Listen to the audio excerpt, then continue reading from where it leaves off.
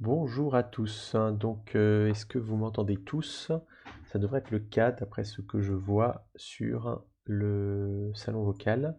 Très bien, alors j'aimerais juste faire un petit point rapide avec vous sur un élément important de ce TP, qui sont les tableaux statiques. Vous avez certainement utilisé pas mal de tableaux statiques dans ce TP. Peut-être que vous avez évité. Mais en tout cas, il y a un élément très important à se rappeler concernant justement l'utilisation des tableaux statiques. Donc, je vais écrire un petit morceau de code et vous allez me dire ce que vous en pensez.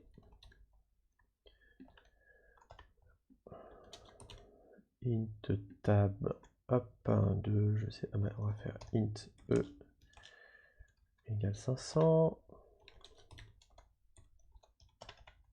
et for int i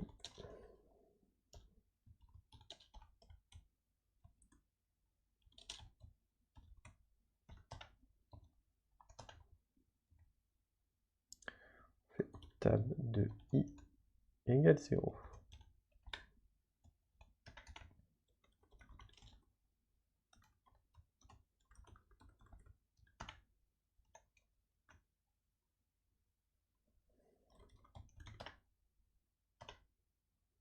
Voilà le code C que je vous propose. Je vais essayer de l'agrandir un tout petit peu.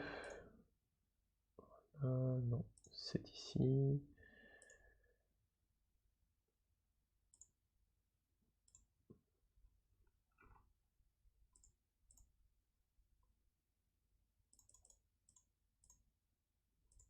Voilà. Est-ce que vous arrivez tous à bien voir le code? Ok. Est-ce que vous pouvez me dire ce qui ne va pas dans ce code? Est-ce qu'il y a quelque chose qui vous choque dans ce code ou pas spécialement?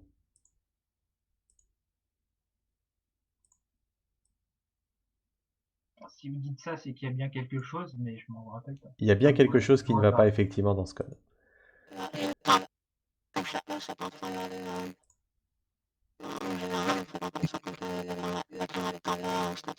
Alors, Monsieur Guénier, on n'entend pas du tout ce que vous dites. En fait, c'est complètement robotisé votre voix. Je pense que le micro, si vous, on vous entend, mais enfin, c'est complètement bruité. En fait, on n'entend pas du tout. Je ne sais pas si vous avez un micro USB. Il faut peut-être le débrancher et le rebrancher. Des fois, ça me fait ça aussi sur mon micro. Mais sinon, ok, int tab de E, c'est pas très joli, d'accord. Et est-ce que vous pouvez me dire pourquoi c'est pas très joli tab de E? Effectivement, le problème vient bien de int tab de E.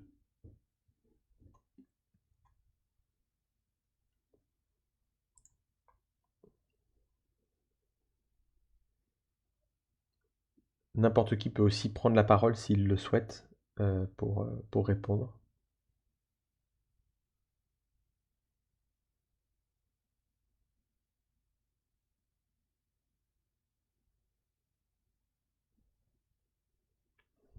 Je suis pas sûr de ce que je vais dire, mais il me semble que là, on sélectionne la 501e case du tableau, en fait.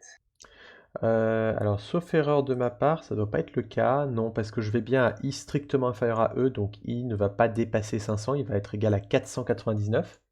Non, mais Je du vais... coup, pour l'initialisation en faisant int tab e, Alors, on va... enfin, non, en faisant int tab de e, je dis simplement que tableau est un tableau de 500 cases. Et étant donné que je parcours les cases de 0 à 499 inclus, ça fait bien 500 cases. ok, ça marche. Monsieur, j'ai peut-être une idée. Oui, Est-ce que c'est pas parce que... En fait, il faut pas que E soit une variable, c'est ça? exactement, c'est ça. C'est interdit que le nombre de cases du tableau soit une variable. Il faut que ce soit absolument un nombre, une valeur fixe. C'est-à-dire ici, vous devez mettre 500. Alors pourquoi?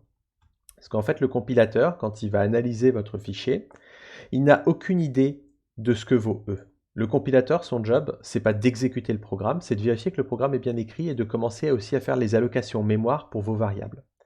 il va voir que vous déclarez E qui est un entier, donc il va faire une petite case dans ce qu'on appelle la mémoire statique. Il va faire une petite case pour E pour stocker sa valeur. Ensuite, il va voir que vous déclarez aussi un tableau statique, donc il va devoir suffisamment allouer de place pour ce tableau. Et là, le problème, c'est qu'il voit que ça fait E case, mais E, il ne sait pas quelle valeur il a. Certes, vous avez dit juste avant que E valait 500, mais ça, c'est uniquement à l'exécution du programme que ce sera connu. Si par exemple, je mettais ça, le compilateur n'a aucune idée de ce que vaut 500 x 35. Il ne va pas commencer à faire le calcul, il ne va pas commencer à exécuter le programme.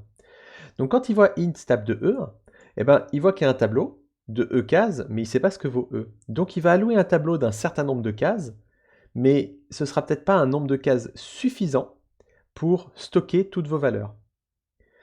Donc le problème, c'est que là, vous allez vous retrouver coincé. Vous allez vous retrouver coincé parce que ce nombre-là ne doit pas être une variable, il faut que ce soit une constante. Donc il faut que vous fassiez quelque chose avec un dièse-define. Par exemple, dièse-define, vous mettez taille, et là vous mettez 500. Donc là vous mettez vraiment une valeur. Et ici vous mettrez taille. Là c'est complètement différent parce que le compilateur, quand il s'exécute, il va remplacer taille par ce symbole, c'est-à-dire 500. Et donc il aura directement lors de la compilation, donc il fait une sorte d'édition rechercher, remplacer. Et donc lors de la compilation, il aura accès à la taille du tableau. Et il saura que c'est 500 cases, donc il faut allouer 500 fois la taille d'un int, place mémoire pour ce tableau. Mais si vous mettez juste E, le compilateur à la compilation, à la création du programme n'a aucune idée de la taille du tableau. Il va donc faire une taille très très grande pour essayer de faire le plus grand possible pour que ça ne plante pas. Mais 1, ça risque de ne pas être assez grand.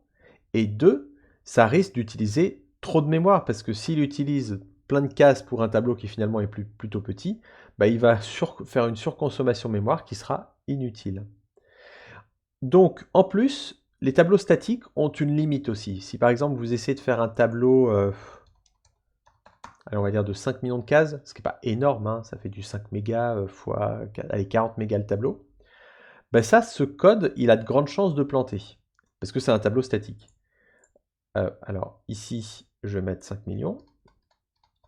On va voir hein, si ça plante. Hop, alors GCC, test.c. Évidemment. Ça aussi, c'était pas bon. Voilà, et à pointe. Voilà, vous voyez, erreur de segmentation. Donc une erreur de segmentation, c'est ce qui se passe dans votre programme quand ça plante à cause d'un accès mémoire, c'est-à-dire que il a voulu écrire une donnée ou lire une donnée dans la mémoire qui n'était pas présente. En général, ça arrive quand vous accédez à un tableau et que vous sortez de ce tableau ou que ce tableau n'a pas été alloué et que vous parcourez ce tableau, etc., etc. Donc là, en fait, vous ne pouvez pas faire des tableaux très très grands avec le système des tableaux statiques. Néanmoins, pour ce TP, on peut rester à des tableaux plutôt petits, comme ça. Donc là, ça va moins... Ah, ça plante quand même. Ah oui, pardon. Voilà, là, ça ne plante plus. Néanmoins, je vous déconseille l'utilisation des tableaux statiques, ou alors vraiment faites une taille maximale. Quand vous avez un tableau statique, définissez une taille maximale, pas trop grande, parce que dès que ça devient un petit peu grand, eh bien ça ne va plus fonctionner. Les tableaux statiques ont une taille vraiment limitée. Alors comment faire un tableau qui soit suffisamment grand et dont la taille dépend d'une variable? Vous devez passer par le mécanisme des pointeurs. Alors ça, pour ceux qui sont en spécialité info, on le verra en structure de données. Néanmoins, vous devez simplement écrire ce genre de choses.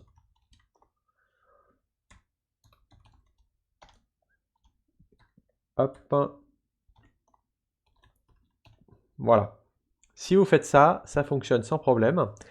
Alors ça fait quoi? En fait, ça dit que tableau, ce sera bien un tab, ce sera bien un tableau d'entier. Et on lui alloue, en fait, E case fois, pour chaque case, la taille d'un int. Donc ça fait bien E entier alloué, enfin de place mémoire alloué à ce tableau.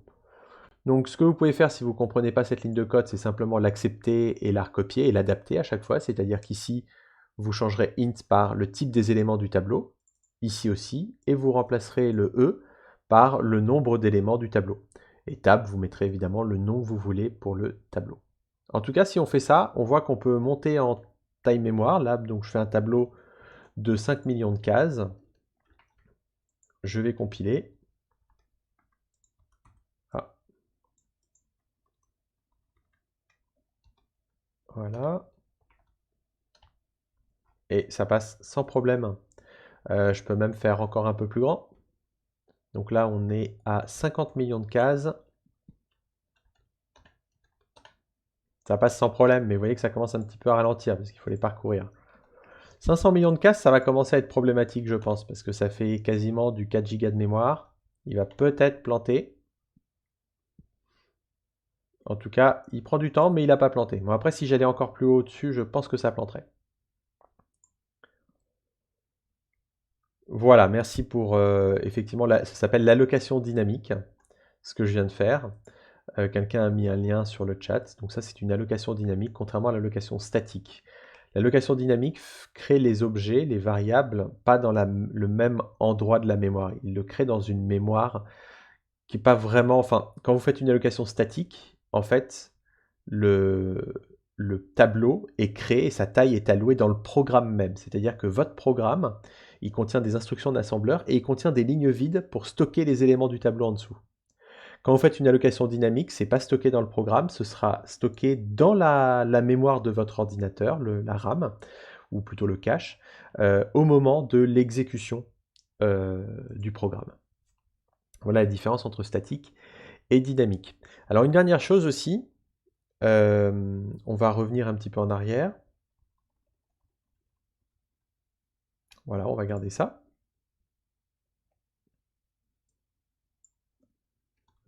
Ok. Et donc, imaginons que je fasse ça. Donc, je fais GCC. Et, waouh, Stacks Machine Detected. Là, c'était peut-être... Allez, on va faire ça. Voilà. Alors, pourquoi j'ai cette erreur? Pourquoi là, j'ai une erreur de segmentation sur le parcours de mon tableau? E est trop grand par rapport à la taille du tableau. Voilà, exactement. Donc, je sors du tableau.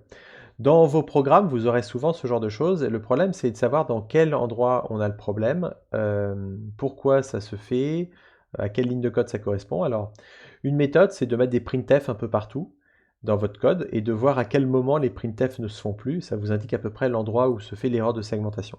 Néanmoins, vous avez sous Linux un outil très très pratique qui s'appelle Valgrind. Donc, ce qu'il faut faire, c'est d'abord compiler votre programme avec l'option "-g". Vous voyez, j'ai rajouté un "-g", ça permet d'avoir des petites informations de débugage qui vont se rajouter dans les instructions du programme. Donc vous faites ça, et ensuite, votre code, au lieu de l'appeler directement, vous mettez devant l'appel valgrind --tool égale memcheck, et vous appelez votre programme avec tous les paramètres qu'il faut. Et quand vous faites ça, en fait, votre programme va être appelé en surcouche d'un autre programme. Ce programme, c'est Valgrind. Et Valgrind, ce qu'il fait, c'est qu'il vérifie toutes les erreurs d'accès mémoire que fait votre programme pour vous aider à débugger. Donc, ce que vous pouvez voir dans Valgrind, c'est la dernière ligne qu'affiche Valgrind, c'est qu'il vous montre qu'il y a bien eu une erreur d'un contexte, c'est-à-dire qu'il y a eu une erreur quelque part dans votre code. Et l'erreur, vous la voyez s'afficher ici, invalid write of size 4, et il vous dit que c'est à la ligne 14 de votre main, en vous disant que là, en fait, là où vous accédez, ça n'a pas été alloué. Donc vous n'avez pas le droit. Donc si on va voir à la ligne 14 du main, donc pour ça vous pouvez activer dans les préférences de gedit, afficher les numéros de ligne, et à la ligne 14 vous voyez que c'est tab de i égale 0. Et il est en train de vous dire que à un moment donné dans le programme, cette ligne de code pose problème parce que tab de i n'est pas alloué. Ce qui est effectivement le cas parce que dès que i devient trop grand, il dépasse le nombre de cases du tableau et il va dans des cases qui n'existent pas. Donc gardez en mémoire ce programme Valgrind qui va pouvoir énormément vous aider à débugger vos programmes quand vous avez des erreurs de segmentation. Vous avez un autre programme qui sert aussi énormément. Je ne vais pas vraiment le présenter ici, mais je vais vous le montrer. C'est DDD. Et DDD, hop. Voilà, DDD vous permet d'exécuter votre programme en explorant toutes les en explorant les variables à tout instant du programme. Donc vous pouvez en double-cliquant placer ce qu'on appelle des breakpoints pour stopper le programme. Vous pouvez lancer le programme. Hop, voilà. Une fois qu'il est lancé, vous pouvez donc, avec l'instruction step, vous pouvez avancer dans le programme. Vous voyez, là, j'avance ligne par ligne. Et à tout moment, je peux double-cliquer sur une variable et voir ce qu'elle vaut. Voilà, ce qui me permet, en fait, à un moment donné, voir ce qui se passe sur mes données, mes variables, etc. Donc ça, c'est DDD. Je le présenterai peut-être un peu plus tard si c'est nécessaire. Sachez que ça existe, c'est très pratique, c'est un debugger très pratique pour explorer votre code et comprendre pourquoi il ne fait pas ce qu'il serait censé faire. Voilà donc pour ce que je voulais vous expliquer.